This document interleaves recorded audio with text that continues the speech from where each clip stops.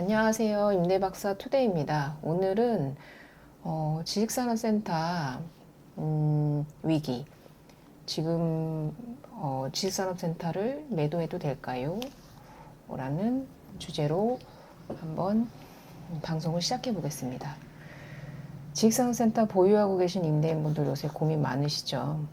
가지고 있는 지식산업센터를 매도하는 것이 옳을까요? 아니면 보유하고 있는 게 옳을까요? 라는 고민이 많으실 텐데요. 저한테도 많은 이제 문의가 들어옵니다. 매도를 하겠습니다. 라는 문의도 있지만, 지금이 매도해도 되는 시기인가요? 라는 질문을 하시는 경우도 많습니다. 우선 왜 이렇게 지식산업센터가 위기를 맞이하게 됐는지 한번 말씀을 드려보자면, 코로나 얘기를 하지 않을 수 없을 것 같습니다. 2020년 3월 12일이죠. WHO 세계보건기구에서 팬데믹을 선언했습니다. 그 전부터 코로나 시기였기는 했지만, 다시 말해서 세계적인 대유행을 세계보건기구에서 선언을 한 거죠. 그에 발맞춰서 미국은 준비하고 있었다는 듯이 3일 뒤에 주택담보대출 채권 등 시중에 풀려있는 채권들을 매입을 하면서 시장에 돈을 풀겠다고, 즉 양적 완화를 발표했습니다. 그게 약 7천억 달러 규모였고요. 역대 최고 규모로 돈을 풀겠다고 발표를 한 거죠. 게다가 이제 그 전부터 금리를 조금씩 인하하고 있었는데, 이제 2020년 3월 경에는 거의 제로 금리 시대에 도달했습니다. 0%에서 0.25% 정도 제로금리 시대에 도달을 했고, 저희 한국도 마찬가지였죠. 그래서 2021년 말까지 그렇게 제로금리 시대를 유지하다가 2020년도부터 이제 금리를 인상하기 시작했습니다. 코로나가 거의 이제 종식되기 시작하면서 이제 금리를 올리기 시작했죠. 이제 시장의 돈이 넘쳐나기 시작한 거죠. 역대급으로 돈을 풀기 시작을 했었거든요. 그래서 이제 그래프를 제가 띄웠는데, 이 그래프를 보시면 아시겠지만 코로나 시기에 얼마나 큰 양적 완화를 미국에서 단행을 했는지 보실 수가 있습니다.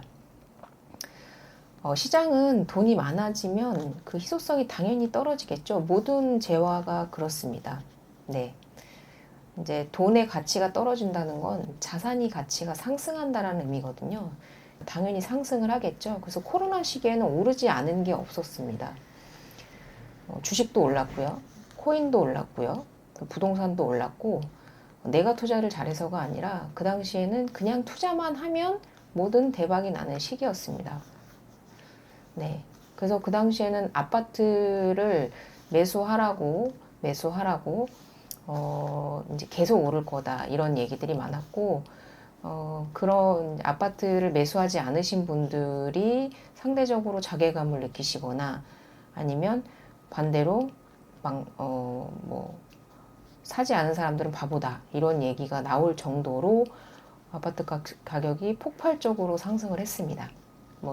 서울의 경우에는 2배, 많게는 3배, 진짜 정말로 큰 폭으로 아파트가 상승을 했고요. 그러다 보니까 정부에서 규제를 하기 시작을 했죠. 너무 오르다 보니까요. 이제 그 코로나 때문에 상가들이 망하고 자영업자들이 파산을 하면서 양적 완화를 하지 않을 수는 없었으나, 그로 인해서 이제 부작용으로 돈이 많이 풀리다 보니까 아파트 가격이 상승을 하게 되면서 이제 정부에서도 어쩔 수 없이 부동산 규제를 펼치기 시작했던 거고, 그러면서 강력한 대출 규제와 여러 가지 세제 규제를 하면서 아파트에 대한 투자가 이제 꽉 막혀버린 상태입니다. 그래서 대체 투자처를 찾은 게 지식산업센터였던 거고요. 건설사도 마찬가지로 건물을 짓기는 해야 되는데 아파트 투자자가 없기 때문에 실수요자만으로는 이제 돈이 되지 않는다고 판단을 했던 거죠. 그래서 지식산업센터 쪽으로 일군 브랜드들조차도 지식산업센터를 짓기 시작한 그런 상황이 됐고요. 상업용 부동산 같은 경우에는 이제 지산뿐만 아닙니다. 그 당시에는 모든 자산이 다 화랑기였던 거죠. 근데 그게 이제 주택부동산에서 이제 상업용 부동산으로 불이 옮겨 붙은 거였고요. 이제 빌딩 매매도 그래서 상당히 호황이었습니다. 이제 지난 2년, 3년간 빌딩 매매도 상당히 호황 시장이었고요. 근데 일반 임대인들이 이제 그 매매를 하시기에는 사실 빌딩이라는 거 상당히 무겁기 때문에 일부 투자자들의 이제 리그였던 거고, 근데 지식산업센터는 작으면 10평에서 크면 30평 정도로 사이즈가 그렇게 대단히 크지 않거든요. 상대적으로 저렴한 가격으로 내가 사무실을 보유하고 거기에서 월세를 받으면서 수익을 창출하고 거기에 시세 차익도 노려볼 수 있다라는 그런 점 때문에 이제 지식산업센터가 각광을 받기 시작했고 수요가 몰리면서 공급도 함께 이제 늘기 시작했던 거죠. 그래서 지금 그 당시에는 이제 코로나 시기에는 실입주보다는 이제 투자의 개념으로 지식산업센터를 구매하신 분들이 많기 때문에 지금의 공실 리스크는 다 그러한 이유 때문입니다. 실거주로 샀으면 실입주로 샀으면 문제가 안 되는데 거의 대부분의 이렇게 많은 이제 임대인 분들이 투자의 개념으로 사셔서 그것을 임대 내주기 위해서 그것을 매매했기 때문에 사실 아파트에서도 보면 입주장에는 처음에 전세가가 되게 많이 낮잖아요. 어쩔 수 없으니까 공급이 많으니까 어쩔 수 없이 낮게 이제 입주를 시키는 거죠. 근데 입주를 다 하고 나면 어떻게 되나요? 주변 시세에 키 맞추기를 합니다. 다만 시간이 걸릴 뿐이지 시세는 다시 돌아오게 되어 있습니다. 그래서 이제 여러모로 지산이 이제 투자가 활성화될 수밖에 없었다. 근데 이제 그러므로 해서 이런 부작용이 생겼다라고 보시면 될 것 같습니다. 지금 이런 약세장은 누구도 막을 수 없는 상황인 것 같습니다. 지금 인플레이션이 잡히지 않고 있습니다. 아직도 미국의 인플레이션이 3.7%대를 유지하고 있고요. 근데 이제 페드나 우리 한국은행에서 목표치로 하는 인플레이션은 2%대이기 때문에 아직도 금리의 인상 그 가능성 기조가 남아 있다라고 볼 수밖에 없는 상황이라 위축될 수밖에 없는 시장이다 이렇게 보시면 좋을 것 같고요. 근데 그렇다고 해서 그 미국이나 뭐 저희 한국은행에서 인플레이션이 아예 없는 걸 바라는 건 아닙니다.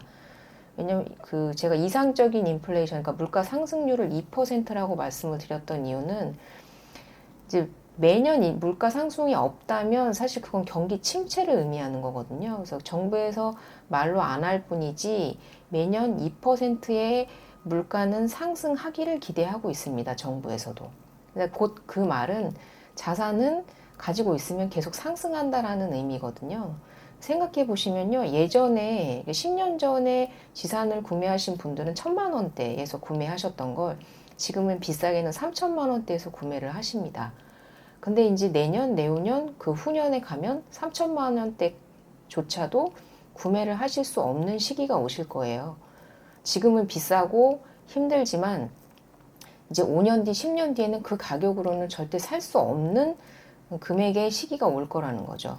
왜냐하면 인플레이션의 물가 상승률은 계속해서 오르고 있기 때문에요.